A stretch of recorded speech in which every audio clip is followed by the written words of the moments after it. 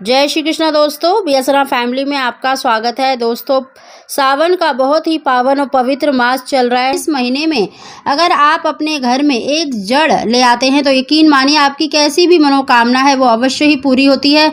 जिन बहनों को देखिए पुत्र की प्राप्ति नहीं हो पा रही, या जिनको धन की प्राप्ति नहीं हो पा रही, या फिर आपके ऊपर किसी तरह का तंत्र मंत्र है, या आपको लगता है कि आपके घर में किसी तरह का नजर दोष है, या आपके ऊपर किसी तरह का भी तंत्र मंत्र किया हुआ है आपके ऊपर या आपके घर के ऊपर, तो इस जड़ को आप जरूर लेकर आए।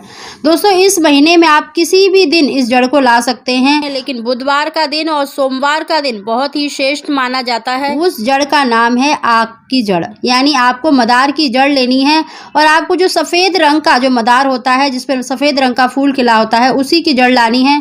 क्योंकि वो जो मदार होता है वो गणेश जी का स्वरूप माना जाता है, भगवान शंकर की सबसे प्रिय वनस्पति मानी जाती है। क्योंकि भगवान शंकर को देखिए गणेश जी बहुत ही प्रिय माने जाते हैं, उनके प्रिय पुत्र कहलाते हैं। ऐसे ही जो मदार होता है वो गणेश जी का स्वरूप माना जाता है और भगवान शंकर की प्रिय वनस्पति मानी जाती है।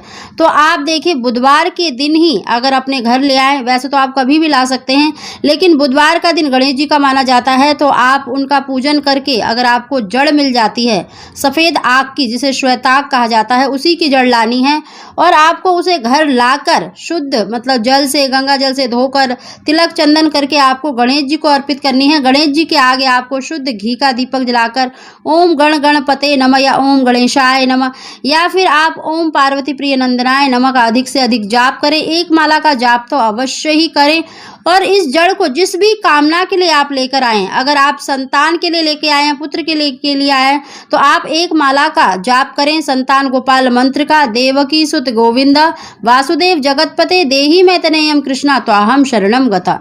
इस तरह से आपको मतलब उस जड़ को सिद्ध कर लेना है और पीले कपड़े में, अगर आप संतान और पुत्र के लिए लेकर आए हैं तो पीले कपड़े में बांधकर आपको शुक्रवार के दिन अपनी कमर में धारण कर लेना है। जिस स्त्री को संतान की पुत्र की इच्छा है उसे अपनी कमर में धारण कर लेना चाहिए। अगर आपको देखिए धन की कमी हो रही है, आपके ऊपर किसी तरह का तंत्र मंत्र किया गया है, आपके घर के ऊपर है, तो आप उसे काले कपड़े में बांधकर अपने मेन डोर के दरवाजे पर बाहर की तरफ लटका दें।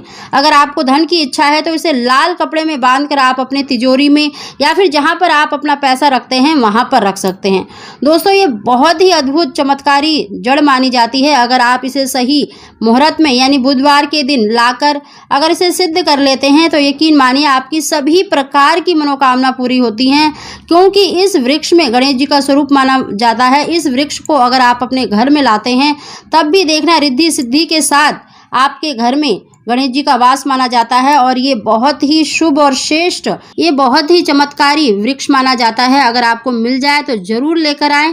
यकीन मानिए आपकी सभी प्रकार की परेशानियां दूर होंगी, आपको कोख बंधन से मुक्ति मिलेगी, आपको संतान की प्राप्ति, धन की प्राप्ति, कैसी भी मनोकामना है वो अवश्य ही पूरी होगी।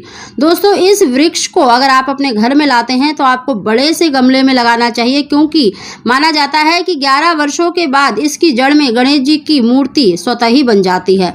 तो इतना प्रभावशाली, इतना चमत्कारी ये वृक्ष माना गया है। तो दोस्तों, इस उपाय को जरूर करें। अगर आपको संतान की, धन की, किसी भी प्रकार की इच्छा है तो इसको जरूर करके देखिए, आपको 100% इससे लाभ मिलेगा। दोस्तों, अगर आपको हमारी जानकारी वीडियो पसंद आई हो तो इसको लाइक जरूर करें। आप सभी को